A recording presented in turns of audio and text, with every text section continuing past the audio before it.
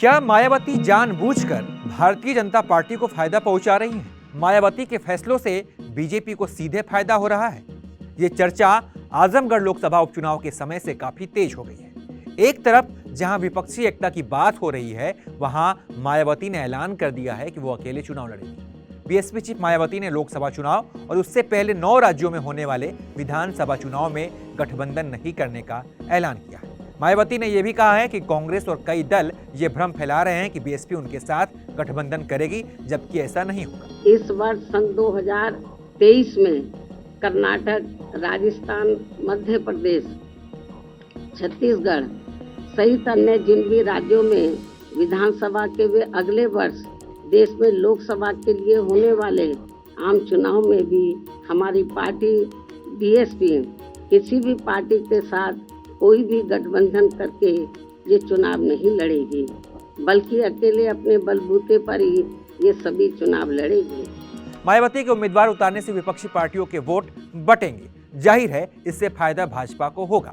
इसके असर को समझने के लिए हम आजमगढ़ लोकसभा उपचुनाव के परिणामों और आंकड़ों पर एक नजर डालते हैं। तब इस सीट पर बीएसपी ने उम्मीदवार उतारा था और इसका फायदा भाजपा को मिला था। आजमगढ़ लोकसभा उपचुनाव में बीएसपी के उम्मीदवार शाह आलम उर्फ गुड्डू जमाली ने 2.66 लाख वोट हासिल किए थे। दूसरी ओर सपा उम्मीदवार धर्मेंद्र यादव ने 3.04 लाख वोट हासिल किए थे, जबकि इस उपचुनाव में जीत दर्ज करने वाले बीजेपी उम्मीदवार दिनेश लाल यादव निरहुआ को 3.12 लाख से ज्यादा वोट मिले थे। यानी अगर मायावती अपना उम्मीदवार नहीं उतारती तो समाजवादी पार्टी चुनाव जीत जाती। वहीं मायावती ने मैनपुरी और खतौली में अपने उम्मीदवार नहीं उतारे थे और दोनों ही जगह भाजपा की हार हुई थी। इसका मतलब क्या है? इसका मतलब यह है कि मायावती जहां अपना प्रत्याशी उतारती हैं, वहां भाजपा को फायदा होता है। आने वाले विधानसभा और लोकसभा चुनाव में मायावती गठबंधन में नहीं रहेंगी, यानी हर सीट पर वो अपना प्रत्याशी उतारेंगी और इसका फायदा भाजपा को मिल सकता है। मायावती को यह भी बात यहां समझनी चाहिए कि अगर पिछला विधानसभा चुनाव देखें तो मायावती की पार्टी को केवल 1 सीट मिली थी।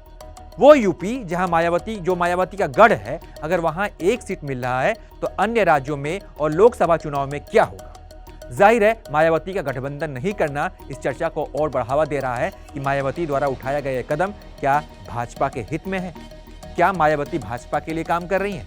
क्या मायावती, जो कुछ लोग आरोप लगा रहे हैं कि मायावती भाजपा के एजेंट है, तमाम सपा के कार्यकर्ता, कांग्रेस के कार्यकर्ता ये बात कह रहे हैं, तो क्या ये बात सही है? इसके बारे में आप क्या सोचते हैं? कमेंट करके हमें जरूर बताइए और तमाम अपडेट्स के लिए आप देखते रहिए एबीपी लाइव।